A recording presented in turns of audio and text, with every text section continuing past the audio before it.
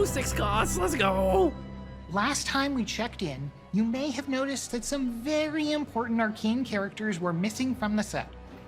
That's because we wanted to wait until we could give them the entrance they deserve. Good question. Warwick, Viktor, and Mel are joining into the arcane as ultra-powerful 6 costs. They're rare, extremely rare, lucky to even see one rare. But when you do come across them, prepare to insta-buy. Let's go. All right, let's introduce the trio. First up, Warwick.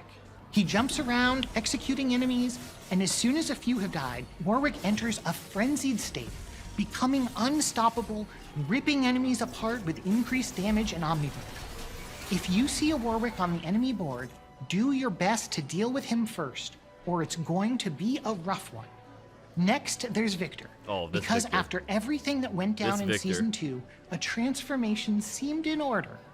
Lucky for us, the League team provided us one glorious, extremely tall evolution. This 6-cost fires his death ray instead of auto-attacking, can stun entire boards, and will make everyone a believer, whether they like it or not. Last but not least, Mel. Mel is at the peak of her power, dashing around the battlefield, reducing damage to allies, and unleashing stored damage. And the kicker is Mel's last stand. She'll shield your tactician from death. Boom. Time to clap back. Last stand is back. We can't wait to see how players evolve their strategy to incorporate these late-game win conditions. Let's head up to our Council of Devs to talk about bringing Arcane into TFT with our new 6 costs. Oh, like I said, we'll talk about them in detail after the video. So with the 6 costs, we had a really exciting gambit to make and It's a Tim. really exciting challenge, frankly. These champions have to be cooler than every other champion who's ever been in TFT. They have to be more powerful than every champion who's ever been in TFT, and they have to be bigger than every champion who's been in TFT. Luckily, these are characters we're really passionate about, we're really excited about. We love all 3, Mel, Warwick, and Viktor. So let's get right into the rarity of them. I think that was a really defining factor of how we get to make these guys special. They have to be the biggest, the coolest, and the strongest units TFT has ever seen. And then we have to balance them. Yep. And so the first thing we're gonna do is, well, we want people to see Arcane, immediately go into their game and see these amazing, cool characters and experience the battles and the tension and the high moments from the shell. And the way we're gonna do that is, first, they gotta be a little bit rarer, right? Players are probably not gonna see them until like the middle of stage 5, and more likely you're gonna see them on stage 6. And they're not gonna be in every game, you're not gonna see one every single game, but when you do, they should be these huge wow moments.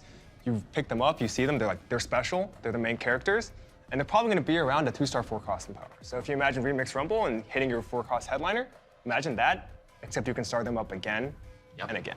The power difference that you mentioned, I think, is also really interesting from an audio and art perspective as well, since 5 costs for us are usually the ceiling, right? That's where we invest most of our effort to make them feel really special. But in this case, we don't want to take away from our 5 costs, but we want to raise the bar even higher for our 6 costs. I think also the 6 costs all kind of get a big moment at some point. Yes. And I'm sure that gave you guys a lot to work with. All right, I think we're ready to talk about Mel. Her character arc in the show, going from a politician to an incredibly powerful mage, is so exciting, and I'm really glad we got to capture it. How Mel discovers her powers, that was something we really wanted to translate through in the audio as well. We were very lucky. We were able to work with the Arcane audio team, and they were able to send us over some of the sounds that they had used to create Mel's magic. Boom. For animation side, we wanted to capture her elegance in her movements. Also, one of her perk ability is to save Tactician from elimination, and that's where the VFX shines. Yeah, I think that was kind of the, when we just say like fun challenge, Balancing right? that took We a wanted bit, but Mel we to got feel it. like We you were got it in a good cheating. spot. The first time we saw these 6 costs cast their ability and then read their passive, we're just like, there's no way they're allowed to do this. And then we go and talk to Julian, and it's like, no, that's actually what we want. We want everyone to feel that feeling because hopefully everyone gets to play with one of these during the set. And they're just like, that's cool. That's what I want to do. Moving on to Warwick. Warwick was a champion who kind of built the experiment trait. We knew from the start we were putting Warwick in. We said, great, let's just do this entire trait around him.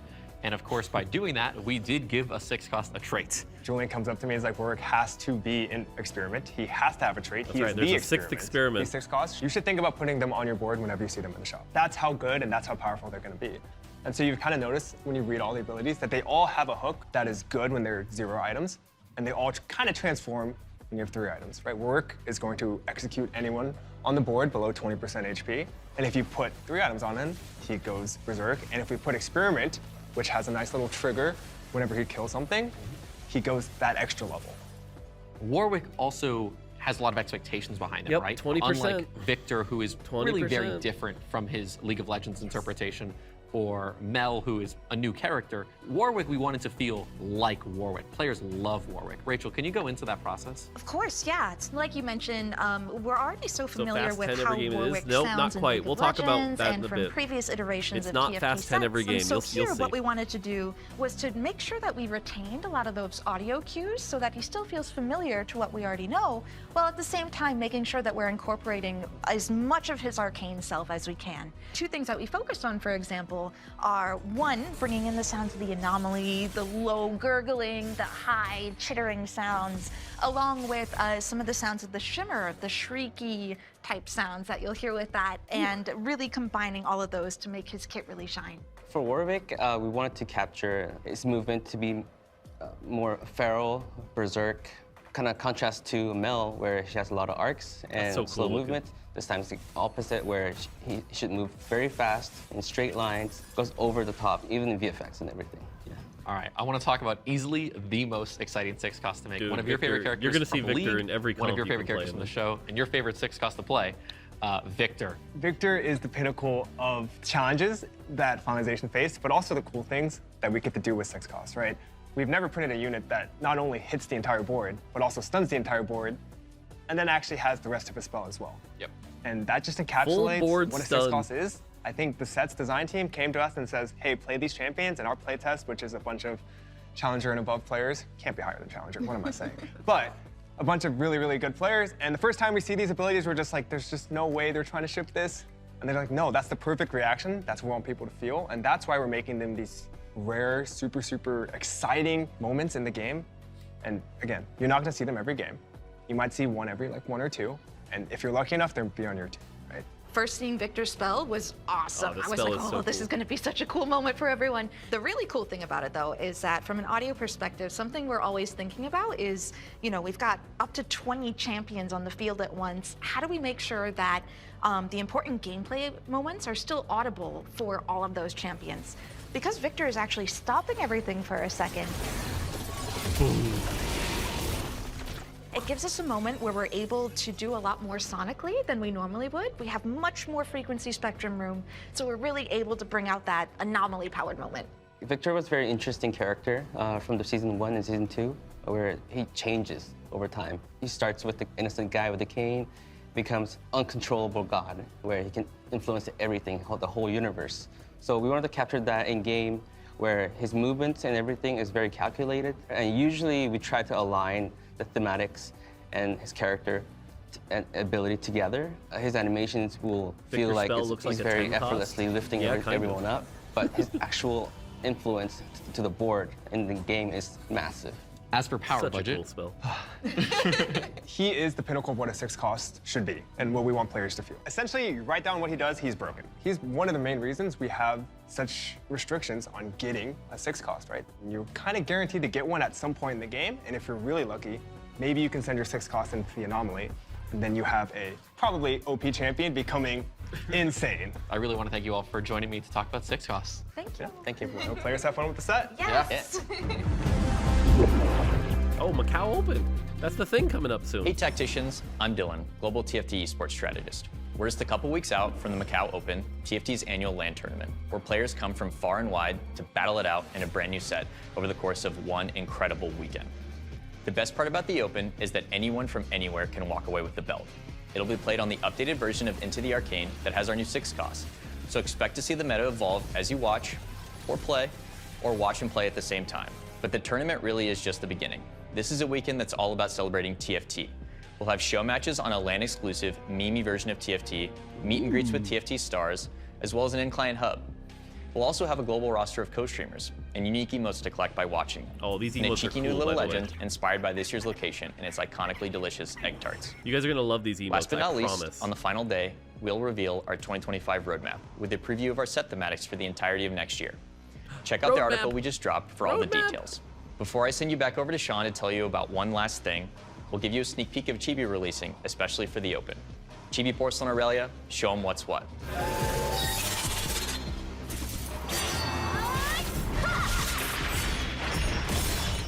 We've got one last thing to share. We hope you've been loving our very first tactician in our new style. With this update, we're bringing another familiar face to join Jinx in the Convergence. Every week is now Warwick. Arcane Season 2's version of Warwick is the ultimate expression of furiosity and uncontrollable bloodlust. And this new tactician will reflect exactly that.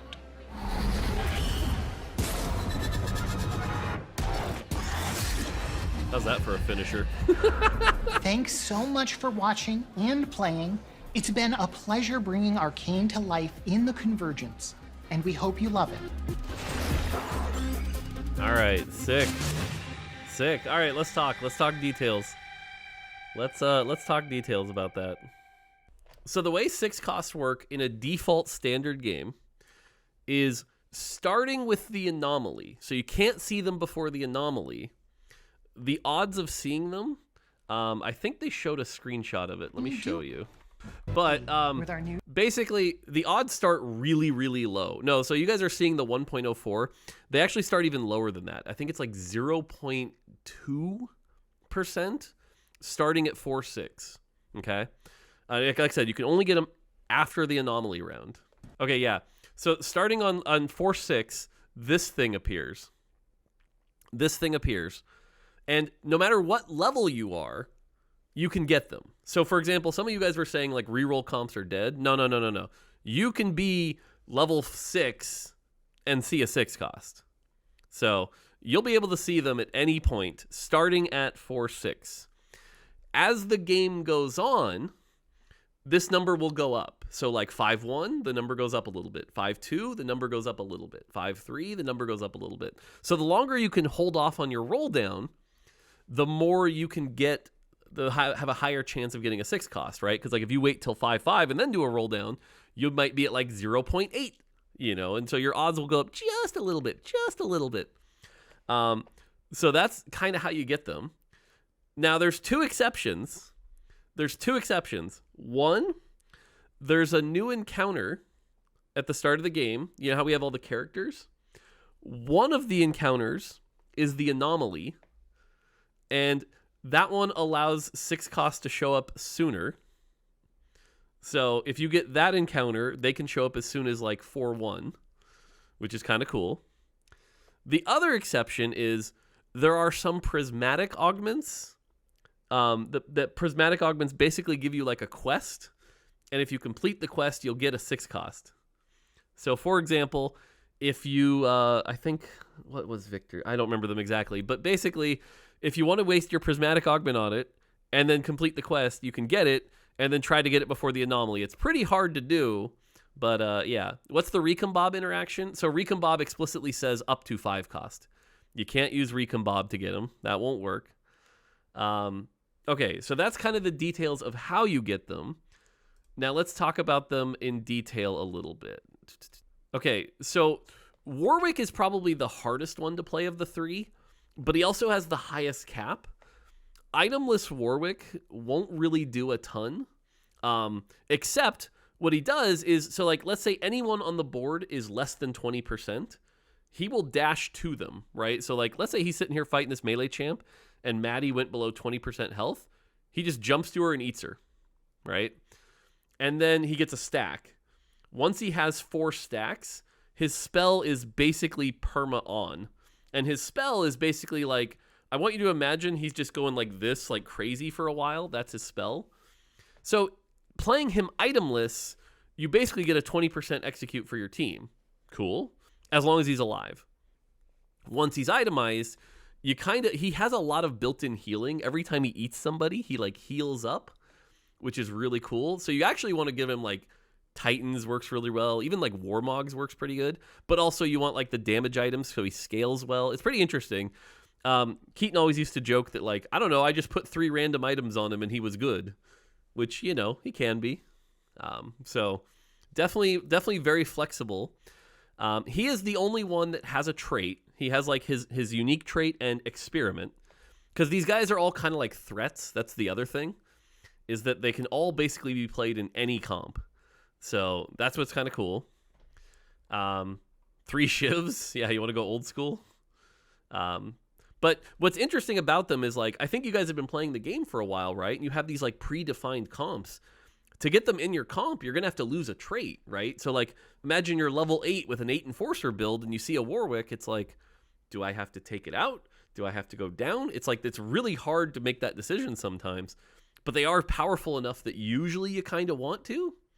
So, yeah. Will dupes work on 6 costs? They will. So if you somehow have 6 duplicators, yes. Viktor is the most interesting and I think probably the most flexible. The way Viktor works is basically you cannot give him attack speed. You cannot give him mana generation. You can't, okay? But he just does like this auto attack where he shoots his laser, like you're seeing. Any stat like mana generation or attack speed gets converted into AP. Yes, he has a Shojin on here. All that does is convert to AP. That's it. It's just AP. He just like, thanks for the AP, thanks for the AP. It will not accelerate his cast, okay? At about 9 seconds, he's going to cast his first time. And his first time is stun entire boards. Boom, whole board stun.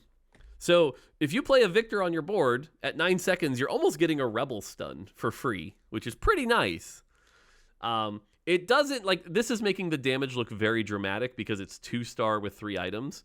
Generally, with, like, no items or even a few items, it's like 20 to 30% of their health. It can do a lot, but it requires some pretty hard investment.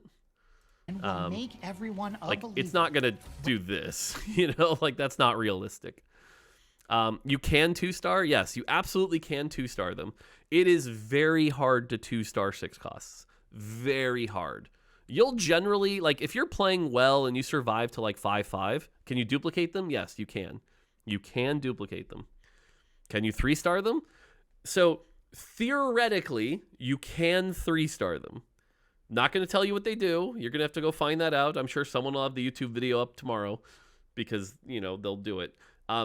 It is damn near impossible. We did not do it in a single playtest game. Like, they do not show up very often. The one thing to note is if you're level 10, the odds increase.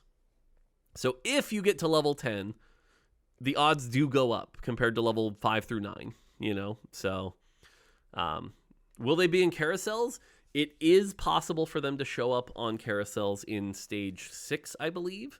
That's rare, but they can. How many in the pool? 9. There are 9 copies in the pool. But again, there's so hard to find. Like, even 2-starring them is really rare. I would say if we play tested 30 games, we would see a 2-star 6 cost in like 1 or 2. 1 or 2. So, pretty tough to get to work there. And then there's Mel. Mel is really interesting. So Mel's a blue buff user. She cycles between 2 spells where she's like, she does damage to this spell. That's her like normal spell. It's on like a 40 mana cost.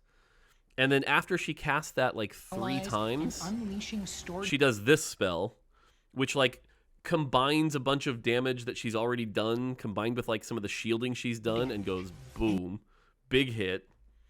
The thing about her passive, the whole like protect the little legend, you have to have had her cast a total of 12 times before she can charge up enough energy to do that. So if you just like find one and throw her in, it's not going to save your life. But if you find one, throw her in, play her for a few rounds and charge her up, then you get that power. And once you have that, no, you cannot have it multiple times. Once it goes, so here's what happens. So let's say, okay, you lost this round, she's charged up, you lose, this triggers, it's now been triggered once, she gets a 10% damage buff for the rest of the game, and it can't trigger ever again. So she's a little bit bigger from this point on. But yeah, so you have to kind of like get her in and invest in her before it procs. So it's pretty cool. A 6 cost 1 star is equivalent in power to a 2 star 4 cost. Yes, give or take. That is about where we're aiming for. So like I said, you're not like if you have a 2 star 5 cost and you try to make it a 1 star 6 cost, that's a downgrade. That's a downgrade. And like I said, as far as damage goes, it probably goes like Viktor is the lowest damage but highest utility. So you're going to flex Viktor a lot. He's like the easiest one where it's like, again, you imagine you're playing a 7 Rebel comp and you've got 2 Bruiser in and you see a Viktor. You're like, cool, I'll ditch 2 Bruiser for a Viktor. No problem. What are their traits? So like I said, Viktor's only trait is, I think, Machine Lord. Mel's only trait is like Banished Mage. So it's like they're kind of flex traits. They don't fit into any comp. The only one that has a trait is Warwick, who has Experiment. So that's the only one with a trait. But even then, he's pretty flexible. When is this dropping? This is dropping next patch. Literally next patch. So like 10 days. I think it's dropping on PBE tomorrow. So you'll be able to play with it on PBE tomorrow. But this is coming out next patch. Like, this is not a 0.5 set. This is like next patch. So it's pretty cool. And yeah, so Mel does good stuff. It definitely mixes up the end game a lot. What's his experiment bonus? I forget. I don't remember his experiment bonus. So, but is 7 experiment still the highest? Yes. Yes. So, would you have wanted it to all release on the set start if there were no spoiler restrictions? Yes. So that was the whole thing, is like, when we started building this set, I remember the conversations with Sean and Peter. We were sort of like, we're going to release the set when Arcane comes out, but we can't do anything that happens in acts like 2 or 3 until the end. So we had this really awkward conversation where we're like, what do we do? How do we do that? We had pitched like a really overkill idea. We had this really overkill idea where we were like, oh, Caitlyn at the start of the set will be like a 1 cost and she's in that like underground thing. But then later she'll be a 5 cost where she's like the general running things. But it was like, so we're going to make a whole second set for 2 weeks and then throw it away? That was a little insane. So the 6 cost was our version of like, ooh, we can introduce this cool new mechanic and it can kind of live separate outside the core set. And this just allows us to kind of go +1, which is a really cool idea. But yeah, so like I said, you're going to get these 3 champions. You're going to get 2 new encounters. You're going to get a bunch of augments that can be played around with them. Yeah, it's a lot of really good stuff. So, like I said, they might be PBE as soon as tomorrow. Might be Wednesday. And then they go live, I think, December 11th. And we'll be using them in Macau, which is really interesting. So, the Macau tournament will have these active. So, that's pretty fun. So, yeah. Oh, the only other time... Okay. The only other one, and we'll talk about this, is you know how you get prismatic orbs on 3/7 sometimes? Prismatic orbs are generally equated to about 40 gold. And so, like, you can get, like, 2 artifact anvils or, 2 duplicators and whatever. One of the drops in there, and our read on this is that it's weak, but I'm just going to tell you, there is now you can get a 6 cost in a prismatic orb. But it's literally the entire budget of the prismatic orb. And so, like I said, our read on it has been that it's weak. It might be like the worst drop, but it is pretty fun to get it early. Only 1? Yeah, it's literally just like your entire prismatic orb is Viktor. So it's pretty interesting. But the fact that you get it so early, which means you can use the anomaly on it, which is pretty interesting. Yeah. So yeah, like I said, this has been a thing. I'm sure I'm like barely reading chat, but I know there's basically 2 reactions, right? One is like, this is cool, there's something new to play with, this is interesting. The other is, what? That's broken and random and bad and balanced and I'm so scared. And you know what? I mean, every time we introduce something new, that second group's going to be a little sad. So, you know. But I promise you they're fun. I promise you we've been balancing. The third reaction is surprised that Malzahar survived. Yes! Okay, Ramblin'. I have had to read for like 3 weeks that like, Malz is leaving, Mort's gonna be sad, Malz is leaving, and I just had to sit there like, no, he's not. And I know he's not, but I can't react in any way because I have to let the rumor keep running. But it has been so funny, and we're just sitting there reading these notes like they think we made Malz just to delete him in 2 weeks. It's so funny. What's the earliest stage you have any percent to hit? 4-6. Probably the biggest high roll you can have happen, but we've seen, is you go to the anomaly, right? You do your anomaly pick. You put your champion in the anomaly. You're like, cool, I'm going to do my anomaly upgrade. You hit evolve. They evolve. You see your shop, and there's a 6 cost in it because you hit the 0.2. And you're like, huh, I have a 6 cost already. That is the highest roll baseline that you can do, which has happened and can happen. But yeah. So, does birthday present give a 6 cost at level 10? It does not currently. I don't believe, unless Tim changed it, but I don't think so. Certainly not a 2-star one. Certainly not a 2-star one. So, yeah. Can you give Viktor the cosmic rhythm as another anomaly? You can. If you somehow get a Viktor early and you somehow get cosmic rhythm, yup, you can do that. It's pretty bonkers. So yeah, there you go. Hope you guys are excited for this. Like I said, this has been the other part of the set we've been keeping secret. So pretty excited. Did the Korean TFT leak spoiler the fun a little? A little, but like we've generally been able to keep them under wraps. And like I said, of all the people guessing, I only saw the like 6 cost thing like twice. Only like 2 people I saw actually guessed the 6 cost thing. So yeah. So there you go. So like I said, that goes live December 11th. Team's pretty excited for it. You'll have fun with them. Like I said, they're interesting, they're powerful, but they're not that insane. Like even in our play tests, it was like, because you usually don't see them till like 5-5 anyway. And when you do see them, what'll either happen is someone got lucky and hit one and it didn't save them because they were doomed anyway. Or someone was probably already on a good spot and it made them a little stronger. So they're definitely like, from a balance side, trust me, we beat these up pretty hard. They are strong, I'm not going to deny that, but they're not game winning. You're not going to see somebody with a mediocre board hit a Viktor and all of a sudden win the game. Like that's just not how it works. So better boards definitely win.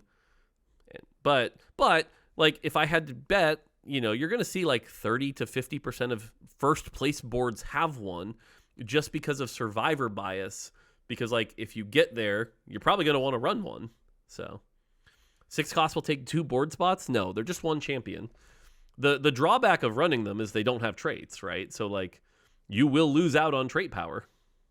So are you ever passing on a 6 cost? So our design goal was that we don't want you ever passing on a 6 cost. We actually, like, if you're passing on a 6 cost, that means we didn't make them interesting enough or have high enough utility. I would say we've generally seen in our playtests, you pick them up about 90 to 95% of the time. Warwick is the hardest one to justify running because, like I said, you either need items for him or you need a setup where you have a lot of frontline that gives him time to do a lot of his bites. He's really good with Edge of Night, for example, so that he can drop aggro and keep executing. But like if you're running, for example, say a single frontline Mundo comp, he's pretty hard to justify with 0 item because he might just die. Whereas Mel is like pretty easy to run as long as you have like a blue buff or a Shojin lying around. And then Viktor is like, I would put Viktor in just about every comp I could. As long as I have the room for him, I will put Viktor in that comp. Viktor is really, really good. So, yeah. Should be fun. Can you give an emblem to a 6 cost? Of course. All the same normal rules apply. Our 6 cost 2 stars supposed to match 4 cost 3 stars in strength. They're like right below 4 cost 3 star. Like it's really close, but a 2-star 6 cost and a 4-star 3 cost is like really comparable. It is very hard to 2-star these things. I don't think I did once, but we also lowered the odds after the game I did. Not right after, but I'm saying like I've 2-starred it once and then we lowered the odds, so it's harder than it was that game. So, yeah. Can Conqueror Orb drop a 6 cost? Nope. Can Reweek and Bob do a 6 cost? Nope. Is 3-star 6 cost beat every 3-star 5 cost? I'm not going to spoil 3-star 6 costs. They're basically completely unrealistic, but they do something. The team worked hard to make them do something. So how much HP do they have at 1 star? I want to say like Warwick has like 2,000. It's some really nutty number. So why no Isha? You'd have to ask Sean and the team that. Why no Isha? I will say, okay, and this is something I said during development, and I was wrong, to be clear. But when they first pitched me the entire set, and like, here's our roster and here's who we're going to have, I was kind of a grumpy Gus about it, where I was like, I really don't like Powder in the set. The idea of like walking up to Powder and punching her in the face and like killing Powder really bothered me. Probably just the dad thing, but I'm just like, I really don't like this. And it makes me feel uncomfortable. And everyone was like, yeah, we get you, but you're going to be wrong and we're going to ship it anyway. And I'm like, I get it. I could just be very wrong here. And so far, it seems like I was very, very wrong, right? Like, the team was right. Glad Powder's in the set. So, but I'm telling you, that was something that went through my head at the time, was I didn't think I was going to do it. Does Visionary Emblem work on Viktor? It gives him AP. Like I said, you cannot accelerate Viktor's cast. You cannot. He cannot gain attack speed. He cannot gain mana. It all gets converted into AP. His entire trait, his unique trait, basically says all stats get converted into power, infinite power. Not with Visionary. No, Visionary says gain more mana. I just said he can't gain mana. How is this? We're doing that chat thing where I say words and you don't comprehend them. You got to stop this. So. What about cast every 4-second anomaly? Like I said, if you can get him before anomaly, which is incredibly hard to do, then sure, that can get pretty silly. So, okay, cool. So there you go. That's the exciting stuff.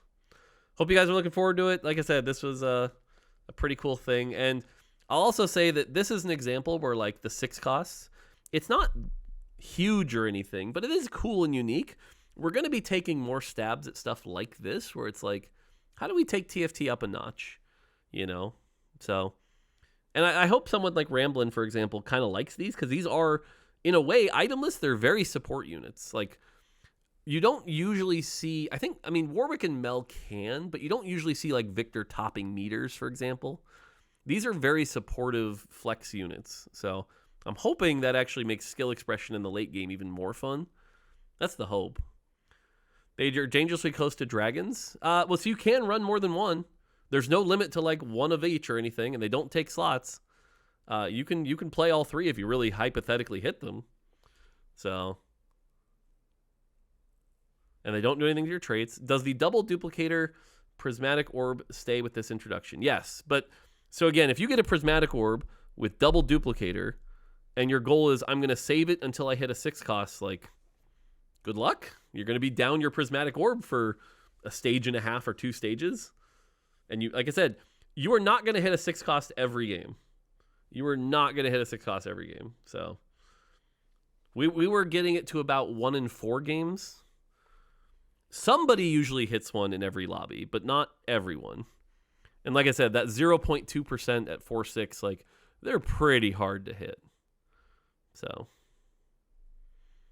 somebody as in Kent. Oh, I mean, we used to keep track of like how many 6 costs you'd have, and what you'd see, like, we would do a jam day of 8 games, and it would be didn't get one, didn't get one, didn't get one, found Warwick at 4-3, didn't get one, or 5-3, didn't get one, and then you'd have that high roll game where you're like, made it to 6-6, got Warwick on 5-3,